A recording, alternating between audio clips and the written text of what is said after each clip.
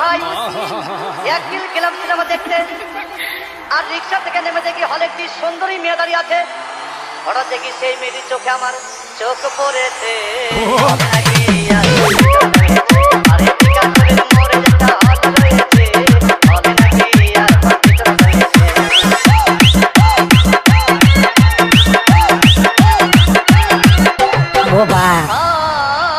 ভাই হাউসফুল কোনো টিকিট নাই, ব্ল্যাকের 10 টাকার টিকিট 20 টাকা দিয়ে কিনে নিয়ে কোনো রকম ভিতরে বসলাম।